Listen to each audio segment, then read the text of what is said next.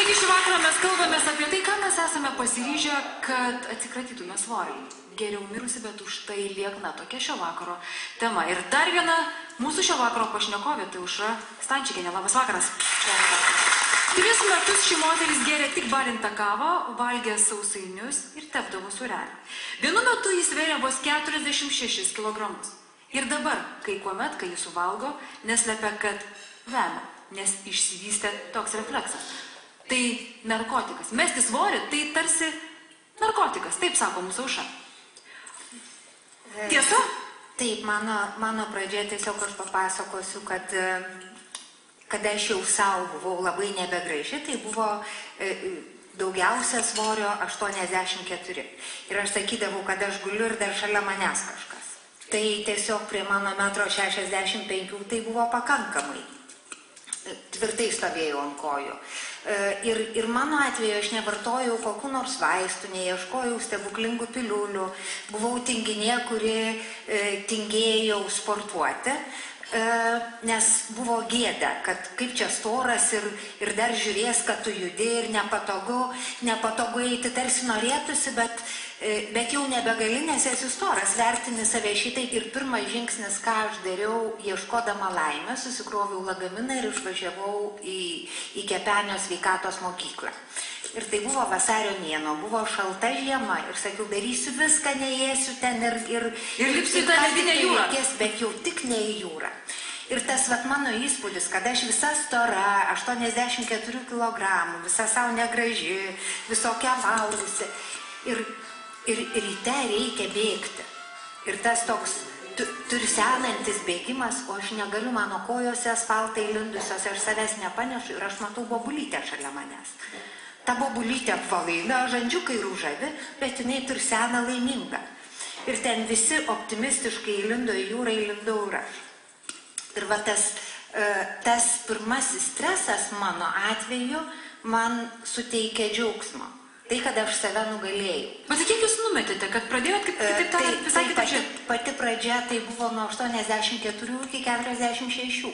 O paskui vėl sraigtukai iškrito, nes labai kaifas, labai priklausomybė būti gražiai. Tada narkotikas kitaip tariant. Tiesiog absoliučiai. Aš manau, kad procesai, kurie darosi smegenyse, jie labai panašus yra, kaip yra bet kurios priklausomybės. Kaip esi vienoje priklausomybėje ėdimo, paskui esi neėdimo priklausomybėje. Ir tada priklausomas įsivaizduojamam savo grožiui. Bet aš mes vis tiek nesuprantam, ką jūs darėt? Jūs nevalgėt kažko tai? Ar iš vis nevalgėt? Iki 46 kg nuvaryt svorį, tai jau... Pradžia buvo tokia, kad gal ten Palangoje nutirpo 4 kg. Tada aš jau buvau labai laiminga ir kaip Živiliai sakė, kad tavo akis kažkokios tai negražios, o aš sugrįžau ir man sako, kokios tavo akis švytinčios. Ir aš galvoju, taip, iš tikrųjų priežastis yra už tai, kad aš stora ir mano akis nešvyti. Ir tada azarte aš skaičiavau kalorijas, viską dariau išskyrus sportavau.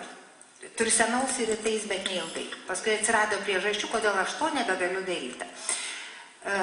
Taip kaip Monika sakė, nes darbas toks, kuris gali būti ir naktį, o paskui labai reikia padripsoti. Bet tokių drastiškiausių būdų, pavardinkit mums. Tai drastiškiausias būdas buvo tai kalorijų skaičiavimas, iki kol tirps svoris.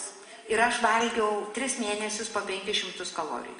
Nes kitaip man svoris netirps. Tie 3 mėnesiai, tuomet mane išmušė iš klumpių ir atsitiko sveikatos problemos, nes po to dar buvo sriuba, kuri iš tavo bent kiek likę. Palaukit, o galite aiškiau truputėlį? Jūs valgėt, gėrėt tą kavą, po to ėmėte sriubos dietos? Kava jau buvo tas periodas, kai aš nieko kito negalėjau valgyti ir 3 metus maitinausi tuo, ką galėjau nuryti. Kas atsitiko su sveikata, jūs galite pasakyti? Kodėl jūs negalėjot valgyti? Kas nutiko? Aš gavau stemplės išvaržą. Nes taip atsitiko. Dėl nevalgyti? Taip, tiesiog nuo visų kvailybių, nuo visų neteisingų dietų, nuo neteisingo maitinimosi atsitiko sveikatos problemos, nes turbūt kitaip ir būti negali. Ir turiu šitą problemą po šiai dienai. Ir aš dabar sveriu 55, aš jau labai stora savo esu, man va čia vis tiek aš esu labai stora. Netgi daugiau kartų pilnesnės. Aš galėčiau paprašyti jūsų ateiti čia. Jūs sveriate 55 kg, tiesa? Taip. Jūs matot save kaip? Jūs esate stora? Nu, stora. Gal mes galim paklausti žmonių, ką jie mato čia stovint? Kokia čia moteris? Stovi stora, stambi? Gaila į moterį man šitą žiūrėti. Ką tai reiškia? Jūs negąsdinkit žmogaus. Aš neįsižeiskit, pasakyčiau, Buchenvaldo karatistas. Ką jūs matot, medikai? Kudoka. Kudoka. Jūs tikite tai, ką sako? Mes nekit.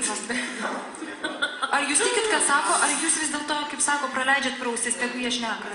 Koks jausmas yra? Šiai dienai gyvenime aš turiu kitų problemų ir nesu sureikšminusi savęs grožį. Bet jei neturėčiau šitų problemų ir koncentruočiausi į savo grožį, aš iš tikrųjų jausčiausi stora. Iš tikrųjų taip. Čia visi šaukia ir savo, kad stovi čia nepaprastai graži moteris. Didelėm akim, puikia figūra. Ir jeigu jūs neturėtumėte tų kitų problemų, apie kurias jūs kalbate, jūs norit pasakyti, kad jūs toliau save kankintumėte dievams? Manau, kad būčiau nelaiminga, nes esu labai stora. O Dieve. O Jėzus. Aš norėčiau, kad mes palaikytume plojimais šitą moterį. Aušra, jūs girdit?